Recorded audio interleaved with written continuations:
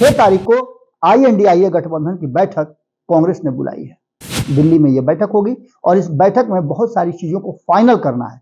यहां तक कि कांग्रेस ने इस बात की भी घोषणा कर दी है कि संयोजक और सीटों पर हमारी बात होगी।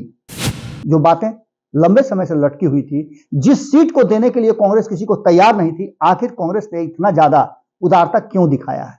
तो कांग्रेस ये समझ गई थी काउंटिंग के 1 घंटे के 1.5 घंटे के अंदर में ही कि क्या होना है, क्योंकि 2 घंटे के बाद जब 12 बजे हमने लाइव में आकर के कांग्रेस के नेताओं से पूछा था तो उनके कंधे जो हैं वो झुके हुए थे। पनोरमा ग्रुप, जो सोचता है वो करता है। नमस्कार, आपका बहुत बहुत स्वागत करते हैं। 5 राज्यों के चुनाव परिणाम आने के बाद आपको भी लग रहा होगा कि भारत लाइव ने अब तक इस पर विशेष विश्लेषण क्यों नहीं किया, अपडेट क्यों नहीं किया। तो हम पहले से ही आपको बताते आ रहे हैं और हमारा जो प्रेडिक्शन था, जो हमने एग्जिट पोल दिखाया था, जो हमने तर्क दिए थे, वो सारे तर्क लगभग सही हो गए हैं। हमने बताया था कि तमिलनाडु में जो हुआ, जो कर्नाटका में हुआ, वो इन 5 राज्यों में नहीं होने जा रहा है, क्योंकि यहां सब कुछ बदला हुआ नजर आ रहा है। देखने में सब कुछ सामान्य लग रहा है कि 50-50 का मैच है, लेकिन इस मैच में 51% की जो बात है वो भारतीय जनता पार्टी लीड लेकर के चल रही है। इसके पीछे का कारण और तर्क था कि कहीं ना कहीं जो महागठबंधन बना, वो महागठबंधन पूरी तरह से एक्शन में नहीं है। महागठबंधन के बिखरने का सबसे ज्यादा अगर फायदा किसी को मिलेगा तो वो एनडीए गठबंधन यानी भारतीय जनता पार्टी है। भारतीय जनता पार्टी ने उसे पूरी तरह से कैच किया और इस बीच में नीतीश कुमार की कुछ ऐसी बातें थी जिसको लेकर के प्रधानमंत्री नरेंद्र मोदी ने लीड ले लिया। लीड यही नहीं था, हमने आपको बताया था कि राजस्थान में क्या होने वाला है, हमने आपको बताया था कि तेलंगाना में क्या होने वाला है। तेलंगाना में सीधी तौर पे केसीआर हैट्रिक नहीं मारेंगे, ये बात हमने कही थी और हमने ये भी बताया था कि उसके पीछे का कारण क्या है। तेलंगाना के लोग परिवर्तन चाहते हैं और वो परिवर्तन कहीं ना कहीं ओवैसी के कारण भारतीय जनता पार्टी की तरफ शिफ्ट नहीं कर रहा है, बल्कि कांग्रेस की तरफ शिफ्ट कर रहा है। और मुस्लिम समाज खास करके कांग्रेस को एक बार फिर से मौका देकर के देखना चाहता है कि क्या वही कांग्रेस है या फिर कांग्रेस बदल गई है। इस बात को लेकर के, तुष्टीकरण को लेकर के बहुत सारी बातें वहां सामने आई और राहुल गांधी का वहां कहीं ना कहीं परचम लहराया, सरकार बन गई। लेकिन बाकी के 2 राज्यों में जहां सरकारें चल रही थी, राजस्थान और छत्तीसगढ़, वहां की स्थिति बदतर हो गई। मध्य प्रदेश में भी आसान्वित थी कांग्रेस की वो रिजल्ट बढ़िया देगी, क्योंकि 2018 में बढ़िया रिजल्ट के साथ आई थी, सरकार बनाया था, लेकिन बीच में सरकार फंस गई थी क्योंकि उसके विधायकों ने ही विद्रोह कर दिया था। ये सारी बातें समझ में आ गई। लेकिन अब इसके बाद क्या होना है? जैसे ही हमने आपको बार बार हम आपको इस बात की तरफ क्यों लेके जा रहे हैं कि 6 तारीख को INDIA गठबंधन की बैठक कांग्रेस ने बुलाई है। दिल्ली में यह बैठक होगी और इस बैठक में बहुत सारी चीजों को फाइनल करना है। यहां तक कि कांग्रेस ने इस बात की भी घोषणा कर दी है कि संयोजक और सीटों पर हमारी बात होगी। जो बातें लंबे समय से लटकी हुई थी, जिस सीट को देने के लिए कांग्रेस किसी को तैयार नहीं थी, आखिर कांग्रेस ने इतना ज्यादा उदारता क्यों दिखाया है? तो कांग्रेस ये समझ गई थी काउंटिंग के 1 घंटे के 1.5 घंटे के अंदर में ही कि क्या होना है, क्योंकि 2 घंटे के बाद जब 12 बजे हमने लाइव में आकर के कांग्रेस के नेताओं से पूछा था तो उनके कंधे जो हैं वो झुके हुए थे। अब वर्तमान परिस्थिति जो बनी है उसमें हम आपको एक विश्लेषण बताने जा रहे हैं कि लालू कांग्रेस के रडार से नीतीश तो निकल ही गए, लेकिन आधा दर्जन से ज्यादा जो दल हैं उनका भी इंडिया से मुंह भंग हो गया है। इसके असर क्या होंगे तो आप सीधी तौर पर समझ लीजिए कि हालांकि भारतीय जनता पार्टी के लिए बहुत ज्यादा खुश होने वाला कोई परिणाम नहीं है, क्योंकि इन राज्यों में अगर देखा जाए तो कहीं ना कहीं भारतीय जनता पार्टी ने अपने लिए व्यवस्था जरूर की है। हमने कुछ आंकड़े भी निकाले थे, जिन आंकड़ों में साफ नजर आ रहा था कि भारतीय जनता पार्टी के लिए क्या इसमें फायदा और क्या घाटा है।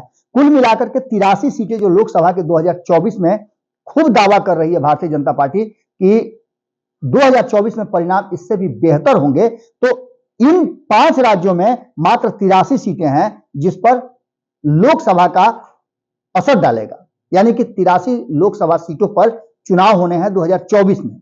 जिन राज्यों को जीत करके आई है, खास करके अब बता 3 राज्यों में भाजपा की प्रचंड जीत के बाद एक नैतिक जो दबाव है वो आईएनडीआईए गठबंधन पर जरूर पड़ गया है। लेकिन इसके साथ साथ आईएनडीआईए गठबंधन पहले से ही बिखरा हुआ है। इस बात को लेकर के हमारे पास कुछ आंकड़े हैं। उन आंकड़ों को अगर देखा जाए तो दावा यह किया जा रहा है कांग्रेस की तरफ से कि ये क्षेत्रीय दलों का, क्षेत्रीय समस्याओं का चुनाव था जिसमें हम पर एंटी इनकम्बेंसी लागू हो सकता है, लेकिन देश की जनता भारतीय जनता पार्टी को अब सत्ता में और नहीं चाहती है। ये बातें आप नोट करके रखिए। तब तक हम आपको एक और विशेष बात बताते हैं कि इसके क्या असर पड़ेंगे। तो सबसे पहले इसका असर उत्तर प्रदेश में पड़ना है। उत्तर प्रदेश में आप जानते हैं कि यहां MY समीकरण, MY फैक्टर काम करता है, लेकिन इस MY फैक्टर में कांग्रेस भी साथ में खड़ी है, जिस कांग्रेस को मात्र 1 सीट 2019 के चुनाव में मिली थी। अब इन सारी बातों को लेकर के अखिलेश यादव यहां डोमिनेट करेंगे, जैसे कांग्रेस ने इन 5 राज्यों के चुनाव में डोमिनेट किया और अपने साथी दलों को सीट देने से साफ मना कर दिया। अब बारी उन क्षेत्रीय दलों की है, जिसमें उत्तर प्रदेश में सबसे बड़े राज्य जहां 80 सीटों का फैसला होना है, वहां कांग्रेस के लिए बैकफुट पर रहने के सिवा दूसरा कोई रास्ता नहीं है और कांग्रेस ऐसा नहीं करेगी। समझौता के तहत कांग्रेस सीट शेयरिंग की जो बात कर रही है, कल तक नहीं कर रही थी, वो यही कारण है कि सभी को पता चल गया है कि कांग्रेस जो हवा बन रहा था कर्नाटक चुनाव के जीतने के बाद, वो हवा फुस हो गया।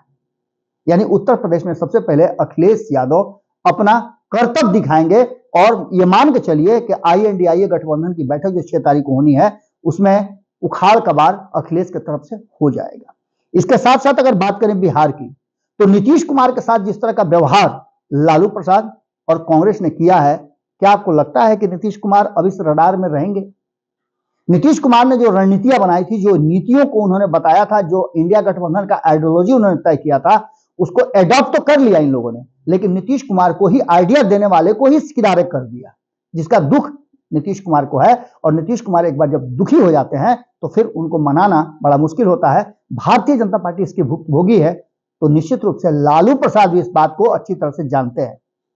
अब बिहार की 40 सीटों को लेकर के भी मामला अटकता हुआ दिखाई दे रहा है और यहां भी जिस तरह से मध्य प्रदेश में सीटों को नहीं देकर के कांग्रेस ने जदयू की भद पिटवा दी। हमने आपको बताया भी था कि 9 सीटों पर चुनाव लड़ी, जिसमें मात्र 1 सीट है जिस पर 1000 से पार किया।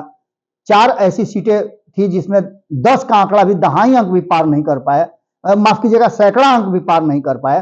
तो ये कहीं ना कहीं जदयू की भद पिटने जैसी है और इसका जिम्मेवार कहीं ना कहीं कांग्रेस है। इस बात से आप इनकार नहीं कर सकते हैं। दूसरी तरफ पश्चिम बंगाल की बात करें तो पश्चिम बंगाल पूरी तरह से ममता बनर्जी के गिरफ्त में है।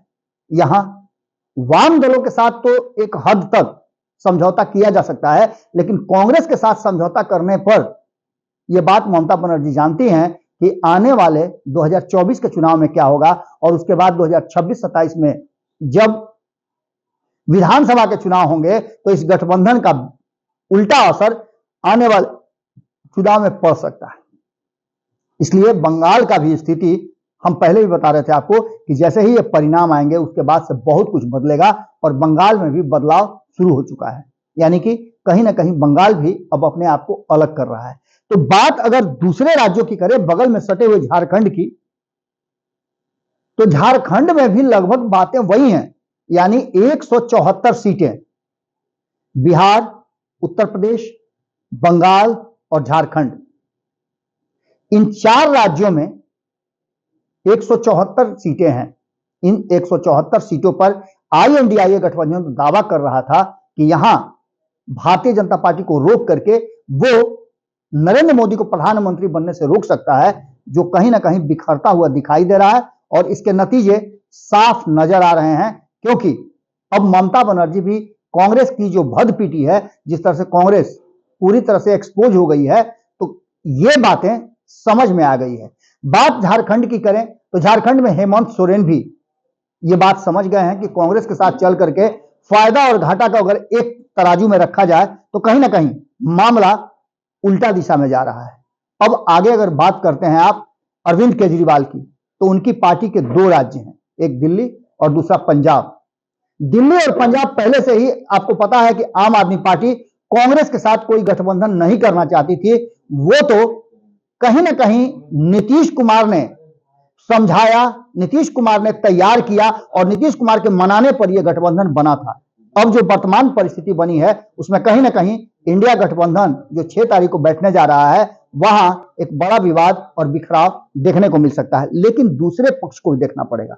यह दूसरा पक्ष भारतीय जनता पार्टी से जुड़ा हुआ है, क्योंकि भारतीय जनता पार्टी दक्षिण के राज्यों को यदि अपने पाले में नहीं कर पाती है, जैसा कि दिख रहा है कि अब कर्नाटका लूज करने के बाद लगातार वो दक्षिण के राज्यों से बाहर होती जा रही है, जिसमें कर्नाटका, तमिलनाडु, केरल, आंध्र प्रदेश और तेलंगाना में एंट्री तो जरूर की है, लेकिन वो परिस्थिति नहीं है।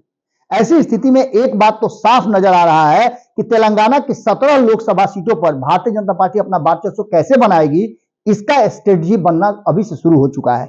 आपको बता दें कि इन 130 सीटों में जो ये साउथ के राज्य हैं, इनमें अभी फिलहाल जो है भाजपा के पास 29 सीटें हैं, जिसमें कर्नाटक सबसे ज्यादा अधिक है। तो ऐसी स्थिति में कांग्रेस के पास 27 सीटें हैं। कांग्रेस कर्नाटका में अपनी सरकार चला रही है, तो ऐसी स्थिति में लाभ उसको मिलने की संभावना व्यक्त की जा रही है। बाकी की सब जो सीटें हैं वो उड़ीसा में 21 में से 12 सीटें बीजेपी के पास है, यानी बीजू जनता दल के पास है, 8 भाजपा के पास और 1 कांग्रेस के पास है। दूसरी ओर आंध्र प्रदेश की बात करें तो 25 सीटों में से 22 सीट YRSCP के पास है और 3 TDP के पास है। TDP इंडिया गठबंधन का हिस्सा है।